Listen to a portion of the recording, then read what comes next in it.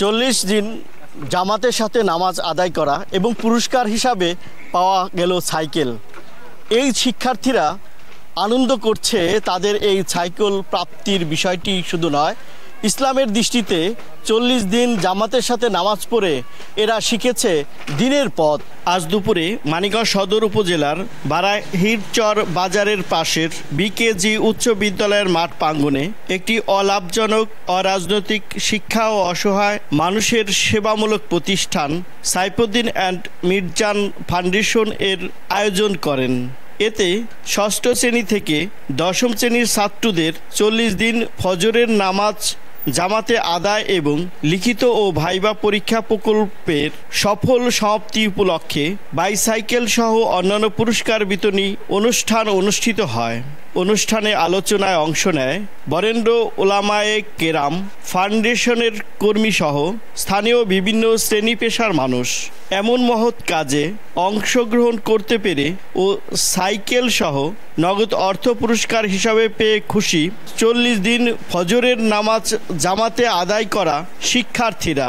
এতে মাদক সন্ত্রাস সহ নানা অপকর্ম থেকে দূরে থাকবে বলে আশা অভিভাবক ও উলামায়ে কেরামদের। নামাজ পড়তে হবে এবং দিন ইসলামের শিক্ষা নিতে হবে, তার নৈতিকতার শিক্ষা ইসলামী দিয়ে থাকেন।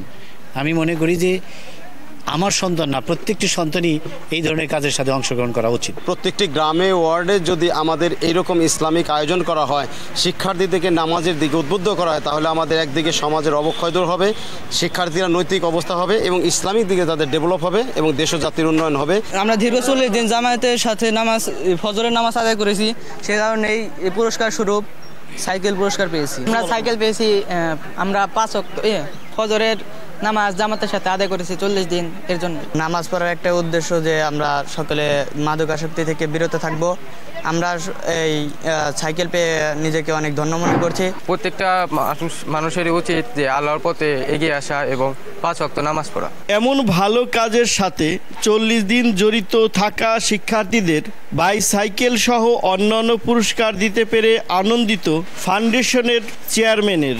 নামাজ ফায়সা কাজ হইতে সবাইকে রক্ষা করে, সেই উদ্দেশ্যে যাতে নামাজের ভিতরে ওদের আনা যায়, তাহলে ওরা ভবিষ্যতে ওই মোবাইলের আসক্তি এবং ওই মাদক আসক্তি থেকে বিরত থাকবে। এই উদ্দেশ্যেই এই নামাজের পরিচালনার নামাজের তাগিদ দেওয়া হয়েছে। মানিকগঞ্জের সদর উপজেলার প্রায় 25 জন শিক্ষার্থী ষষ্ঠ থেকে দশম শ্রেণী পর্যন্ত তারা প্রত্যেক দিনই জামাতের সহিত ফজরের নামাজ আদায় করেছেন এবং পুরস্কার হিসাবে পেয়েছেন বাইসাইকেল ও নগদ অর্থ। মোহাম্মদ ইউসুফ আলী, সময় সংবাদ, মানিকগঞ্জ।